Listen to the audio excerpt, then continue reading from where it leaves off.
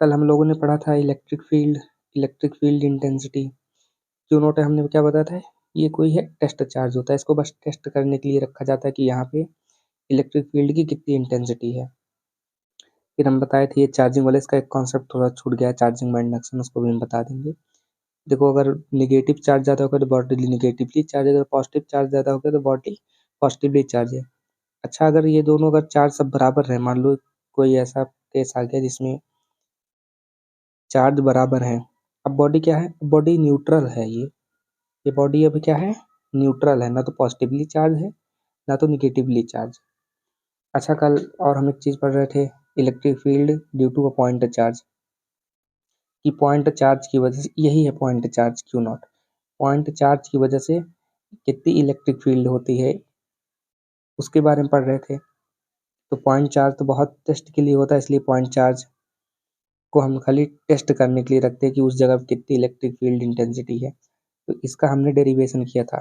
अच्छा, कल हम एक चीज़ थोड़ा सा गलत बोल रहे थे, थोड़ा गलती से, कि आर क्या है, हम इसको बार बार मैग्नीट्यूड बोल रहे थे, जबकि क्या कहते हैं, आर का यूनिट वेक्टर होता है। ये आर का यूनिट वेक्टर होता है, इसका फॉर्मूला ये होता है जो कल हम बताए थे, आर का यूनिट वेक्टर आर वेक्टर अपार आर का मैग्नीट्यूड होता है।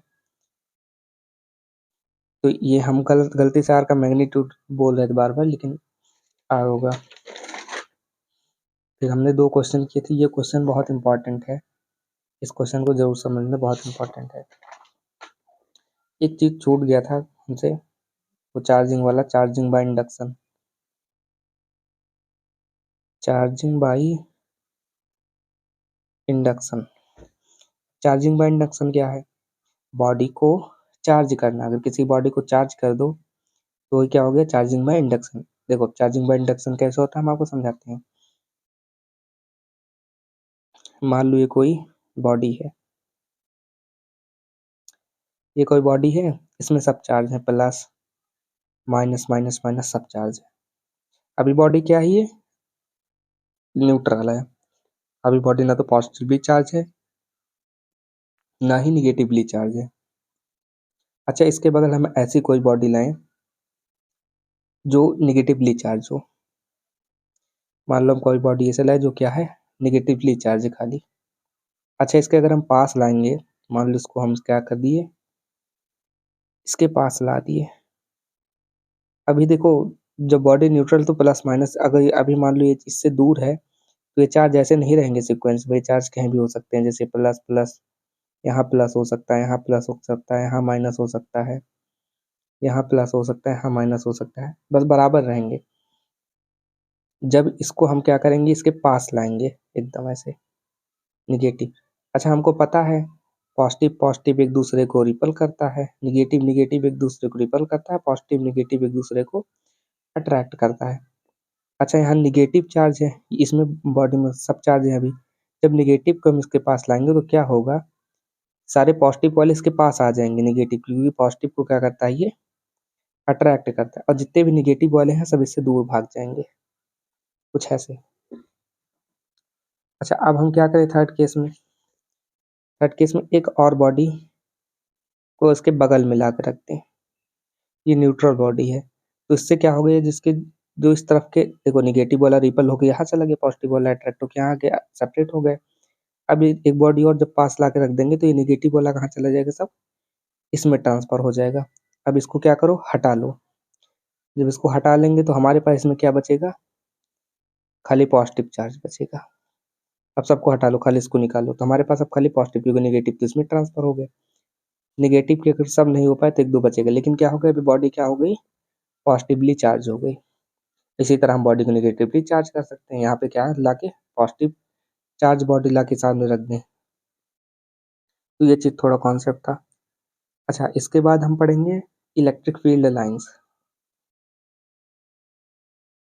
Electric field lines. अच्छा, इलेक्ट्रिक फील्ड लाइंस क्या है, देखो इलेक्ट्रिक फील्ड लाइन क्या होती है, इमेजिनरी लाइन होती है। इमेजिनरी लाइन भी होती है, कर्व भी होता है, दोनों चीज होती है। इसे हम पढ़ते किस लिए हैं, ताकि हम किसी भी फोर्स का डायरेक्शन जान पाए, इसलिए हम इलेक्ट्रिक फील्ड लाइंस पढ़ते हैं। तो इलेक्ट्रिक फील्ड लाइंस क्या है, जैसे इलेक्ट्रिक फील्ड लाइन बताया, जैसे कोई मान लो चार्ज है, इस वजह से क्या क्रिएट होगा, फील्ड क्रिएट होगा कुछ ऐसे।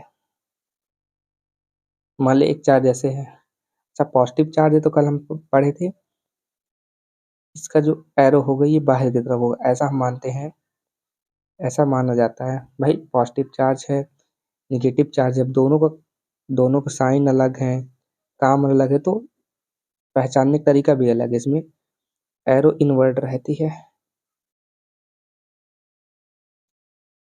तो इलेक्ट्रिक फील्ड लाइन क्या होती है, इमेजिनरी लाइन होती है, और कर्व भी होता है, तो हम पढ़ेंगे, जो कि क्या करता है, डायरेक्शन बताता है। पॉडकास्ट से डायरेक्शन कैसे बताता है, हम जैसे मान लो ये प्लस है, ये माइनस है, हम ऐसा माने कि फील्ड ऐसे से ऐसे गई, फील्ड ऐसे से ऐसे गई, फील्ड कहाँ पॉजिटिव से निकलती है, इसमें से। अगर हमको यहाँ पे डायरेक्शन देना हो तो इसको हम टेंजेंट रख दें, इस पॉइंट पे अगर हमको डायरेक्शन चाहिए तो यहाँ पे हम टेंजेंट बनाए, तो ये इस पॉइंट पे जो, अगर इस पॉइंट पे अगर हम कोई भी चार्ज रख देंगे तो उसका डायरेक्शन ये होगा। अगर हम माइनस को इधर रखेंगे, प्लस को इधर रखेंगे, तो डायरेक्शन ये वाला हो जाएगा। वो भी आप आगे समझेंगे भी, हम समझ में आ रहा होगा, आगे एकदम बढ़िया से समझ में आ जाएगा। तो इलेक्ट्रिक फील्ड लाइन, अच्छा इलेक्ट्रिक फील्ड लाइन में एक दो कॉन्सेप्ट है। फील्ड लाइन ये क्या बताता है, डायरेक्शन तो बताता ही है, फील्ड लाइन इंटेंसिटी भी बताती है। अच्छा एक चार्ज ये है, ये जो है कुछ ऐसे, एक चार्ज और हम बना दिए, अब इसको ऐसे बना दिए हम, सब में एरो बाहर की तरफ क्योंकि पॉजिटिव चार्ज है। अब देखो इसमें फील्ड लाइन ज़्यादा है, मतलब ये चार्ज ज़्यादा स्ट्रांग होगा इसके कंपैरिजन में, ये वाला स्ट्रांग होगा इसके कंपैरिजन में। अच्छा इलेक्ट्रिक फील्ड लाइन के कुछ विशेषता होते होंगे, कैरेक्टरिस्टिक होते होंगे, प्रॉपर्टी होती होगी। चलो हम इलेक्ट्रिक फील्ड लाइन की जो जो प्रॉपर्टी है उसके बारे में पढ़ते हैं। देखो इलेक्ट्रिक फील्ड की पहली प्रॉपर्टी तो यही है कि जो फील्ड लाइन होती है पॉजिटिव से निकलती है और निगेटिव में जाके खत्म हो जाती है, मतलब पॉजिटिव से निकलती है निगेटिव में जाके एंड हो जाती है।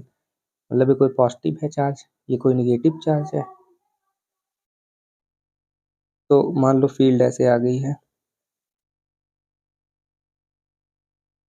पॉजिटिव से निकलती है और इसमें जाके एंड हो जाती है, ऐसे पॉजिटिव से निकलती है इसमें जाके एंड हो जाती है, ऐसे फील्ड लाइन ऐसे इसमें आती रहती है और इससे निकलती रहती है, ऐसे इसका कुछ साइन बनेगा। एक प्रॉपर्टी तो इसकी ये हो गई। अच्छा दूसरी बहुत इंपॉर्टेंट, जैसे इलेक्ट्रिक फील्ड लाइन है, मान लो ये पॉजिटिव ये निगेटिव, तो जो इसकी फील्ड लाइन पे अगर हम कोई टेंजेंट बनाएंगे, मान लो यहाँ पे कोई टेंजेंट बना दिए, तो ये क्या करेगा, इसका डायरेक्शन बताएगा। दूसरी कैरेक्टरिस्टिक ये होती है फील्ड लाइन पे अगर हम टेंजेंट रख दें तो क्या बताएगा, वहाँ पे उस चार्ज का डायरेक्शन बताएगा। लेकिन टेंजेंट कैसे डायरेक्शन बताता है इसको समझते हैं। चलो यहाँ पे दूसरा डायग्राम, मान लो प्लस चार्ज है, ये निगेटिव चार्ज है, यहाँ पे टेंजेंट बनाए। अच्छा यहाँ पे टेस्ट चार्ज हम मान लो यहाँ पे रख दिए, क्या रख दिए, क्यू नॉट, एक टेस्ट चार्ज रख दिए। अच्छा टेस्ट चार्ज को हमेशा क्या हम एज्यूम करते हैं, पॉजिटिव एज्यूम करते हैं, वैसे को समझने के लिए लाया गया टेस्ट चार्ज को, इसको हम पॉजिटिव एज्यूम करते हैं। अच्छा टेस्ट चार्ज पॉजिटिव है, तो इस पॉजिटिव की वजह से पॉजिटिव पॉजिटिव क्या करता है, रिपेल करता है, तो ये जो टेस्ट चार्ज होता है इस पॉजिटिव की वजह से ऐसे दूर जाएगा, ऐसे। अच्छा निगेटिव क्या करेगा, पॉजिटिव वाले को ऐसे अट्रैक्ट करेगा, तो ऐसे निगेटिव की तरफ आना चाहेगा। अच्छा चार्ज दो जगह जा रहा है, यहाँ जा रहा है, यहाँ जा रहा है, इसका नेट फोर्स क्या होगा, कुछ ऐसे निकलेगा। अगर हम ध्यान से देखें तो इसका नेट फोर्स निकल रहा है, यही इसका क्या है, टेंजेंट है। तो इसीलिए क्या करता है, टेंजेंट क्या करता है, डायरेक्शन बताता है। अच्छा वही चीज़ बताए, अगर निगेटिव यहाँ हो पॉजिटिव यहाँ, तो डायरेक्शन इस तरफ होगा, लेकिन रहेगा टेंजेंट पे ही। तो दूसरी प्रॉपर्टी तो ये हो गई। अब इसकी तीसरी प्रॉपर्टी पढ़ते हैं। अच्छा तीसरी प्रॉपर्टी तो ये है, ये तो बहुत पहले से ही पता होगा कि दो फील्ड लाइन क्या करती हैं, एक दूसरे को इंटरसेक्ट, देखो एकदम मैग्नेट वाली तरह है, जैसे मैग्नेट वाले में नॉर्थ से निकलता है, साउथ में जाके चला जाता है फील्ड लाइन, वैसे इसमें भी पॉजिटिव से निकलता है, नेगेटिव में चला जाता है। टेंजेंट क्या करता है, डायरेक्शन बताता है।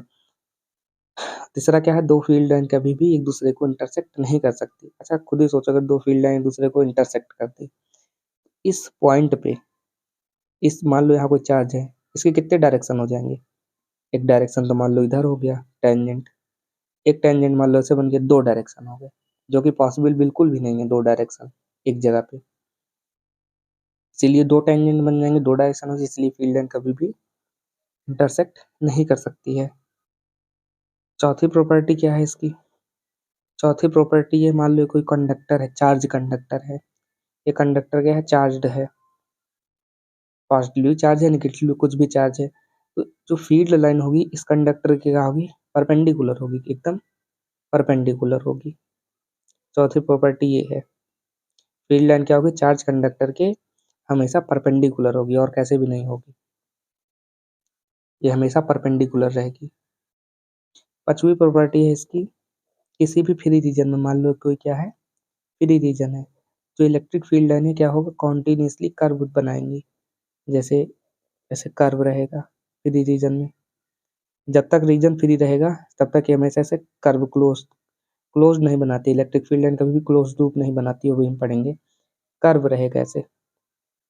सिक्स्थ प्रॉपर्टी है, इलेक्ट्रिक फील्ड लाइन कभी भी क्लोज लूप नहीं बनाती है, क्योंकि देखो जैसे इलेक्ट्रिक फील्ड लाइन है, कभी भी इलेक्ट्रिक फील्ड लाइन से क्लोज नहीं रहेगा इस तरह से कि फील्ड लाइन ऐसे एक ही फील्ड लाइन जाके दूसरे मिल गई है, ऐसा बिल्कुल नहीं होता है, क्योंकि कंजर्वेटिव नेचर की होती हैं।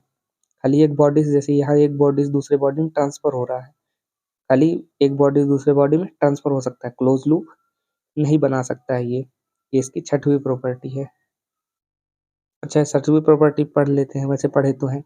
सातवीं प्रॉपर्टी ये है कि इलेक्ट्रिक फील्ड लाइन क्या बताती है, इंटेंसिटी बता रही है, किसके पास ज़्यादा इलेक्ट्रिक फील्ड लाइन मतलब ज़्यादा इंटेंसिटी, कम इलेक्ट्रिक फील्ड लाइन मतलब कम इंटेंसिटी, जैसे प्लस चार्ज है, इतनी फील्ड लाइन है इसके पास, ये प्लस चार्ज है, इसके पास इतनी फील्ड लाइन है, तो इसकी इंटेंसिटी कम होगी, इसकी इंटेंसिटी ज़्यादा होगी। तो इलेक्ट्रिक फील्ड लाइन के बारे में इतना कुछ है। चलिए अब टॉपिक थोड़ा आगे बढ़ते हैं। तो अब यहाँ पे इस टॉपिक के ऊपर दो क्वेश्चन हैं, देखो क्वेश्चन पहले खुद से सॉल्व करना, फिर बाद में वीडियो देखना। देखो पहला क्वेश्चन तो बहुत ईजी है, why do the electric field lines not form close loop. Electric field line close loop क्यों नहीं बनाती है, क्योंकि इलेक्ट्रिक फील्ड लाइन क्या होती है, कंजर्वेटिव होती है, इसलिए electric field line close loop नहीं बनाती है। और क्या है, इलेक्ट्रिक फील्ड लाइन जो होती है पॉजिटिव से निकलती है और निगेटिव में चली जाती है, इसलिए क्लोज्ड लूप नहीं बनाती हैं। चलो यहाँ पे दूसरा क्वेश्चन है क्या, अच्छा इंपॉर्टेंट क्वेश्चन है, याद रखना, ये भी जितना बड़ा सब इंपॉर्टेंट, ये भी इंपॉर्टेंट क्वेश्चन है क्वेश्चन है, a free pitch ball of 8 gram carries a positive charge of 5 into 10 to the power minus 8 coulomb. What must be the nature and magnitude of charge that should be given to a second pitch ball fixed 5 centimeter vertically below the former pitch ball so the upper pitch ball is stationary। देखो इस question कहने का मतलब है, एक ball है जिसके ऊपर कुछ चार्ज है, वो चार्ज है 5 इंटू 10 की पावर माइनस 8 कूलम, और जो सेकंड बॉल है वो इसके जस्ट 5 सेंटीमीटर नीचे है। कुछ मान लो यहाँ, मान लो ये डिस्टेंस, हम ऐसा मान लेते हैं, ये ए है, ये बी है, इन दोनों के बीच की दूरी 5 सेंटीमीटर की है। जो क्वेश्चन में कुछ बोल रहा है 8 ग्राम का है ना ये, हाँ ये 8 ग्राम का है बॉल, इस पे चार्ज इतना है 8 ग्राम, इस पे चार्ज इतना है। अब पूछ रहे हैं ये जो बॉल है इस पे कितना चार्ज हो कि जो ये वाली बॉल है ये क्या बोलते हैं, इसके 5 सेंटीमीटर ऊपर ऐसे स्टेशनरी हो जाए, एकदम अटक जाए आके। तो ये पूछ रहे हैं इस पे इतना कितना चार्ज हो, क्यू की वैल्यू पूछ रहे हैं कितना चार्ज हो कि ये 5 सेंटीमीटर इसको 5 सेंटीमीटर इसके ऊपर आके स्टेबल हो जाए। अच्छा और अच्छा एक चीज पूछ रहे हैं, चार्ज पूछ रहे हैं, चार्ज इसमें पॉजिटिव हो गया निगेटिव। देखो इसका आंसर तो एकदम क्लियर है, ये दूर जा रहा है, इसका मतलब क्या कर रहा है, रिपेल कर रहा है। अगर ये पॉजिटिव है तो इसको भी क्या होना चाहिए, पॉजिटिव होना चाहिए। सिंपल सी बात है, ये इससे दूर जा रहा है। चलो आगे समझ में आ जाएगी। देखो ये क्या है, 5 सेंटीमीटर से दूर है। भाई अगर ये पॉजिटिव होता, इसको निगेटिव आना होता तो ये 5 सेंटीमीटर दूर ना रहता, सोचने वाली बात है, ये पास आ जाता। तो ये पूछना इसको पास। अच्छा, 10th में हम लोग एक चीज पढ़े थे, F=ma। ठीक, ये चीज यहाँ पे यूज होगा। ए यहाँ पे क्या है, ए है यहाँ पे एक्सीलरेशन। एक्सीलरेशन यहाँ पे क्या होगा, ग्रेविटी होगी। ए बराबर जी होगा इस केस में। ठीक, तो फोर्स तो हमें पता ही है क्या होता है। यहाँ इलेक्ट्रोस्टैटिक फोर्स तो पता ही है, फोर्स होता है कि Q1 Q2 upon are square. ठीक है, तो बस इस हमको सारी चीज़ों को उठा के इसमें पुट कर देना है इस वाले फॉर्मूले में। एफ तो हमें पता है, अब एफ में आर पता है, आर 5 सेंटीमीटर, नहीं 5 को ऐसे ले सकते हैं सेंटीमीटर में, 10⁻⁻2 मीटर। आर पता है, Q1 हमें पता है 5 × 10⁻⁸ कूलम। Q2 तो हमें निकालना है, Q1 पता है, K की वैल्यू तो हमें पता है 9 × 10⁹ न्यूटन मीटर स्क्वायर पर कूलम स्क्वायर। मास भी पता है हमें 8 ग्राम। मास क्या है, 8 ग्राम है, लेकिन यहाँ ग्राम में नहीं है तो केजी में लिखा जाएगा। ग्राम को केजी में कन्वर्ट करेंगे तो 10⁻⁻3, भाई 1000 से डिवाइड कर देंगे ना, तो वही ऊपर आके -3 हो जाएगा 10 की पावर में। अभी केजी में हो जाएगा, और हमारे पास क्या है, डिस्टेंस तो है ही है, तो मास तो है ही है। एक्सेलरेशन की वैल्यू हमें पता है, एक्सेलरेशन G 9.8। बस सारी वैल्यू हम इसमें पुट कर देंगे, हम पुट कर दे रहे हैं। फोर्स की वैल्यू यहाँ पे क्या करेंगे, पुट कर देंगे। फोर्स क्या हो जाएगा, के 9 × 10⁻9। Q1 क्या है, 5 × 10 की पावर, ये -8 है, नहीं हाँ ये -8, ठीक। Q2 तो हमें निकालना है अपॉन आर स्क्वायर। आर कितना है यहाँ पे, 5 × 10⁻⁻2 का होल स्क्वायर, या तो इसको ऐसे भी लिख सकते हैं 0.05 का होल स्क्वायर। बात लिखी हुई, इसको किसके इक्वल रख देंगे, m। मास कितना है, 8 × 10⁻⁻3, a की वैल्यू इंटू 9.8। निकाल के यहाँ बस Q2 निकाला गया, इसको सब सॉल्व करना है, इसको इधर लेके जाना है, इसको नीचे लेके आना है, फिर Q2 की वैल्यू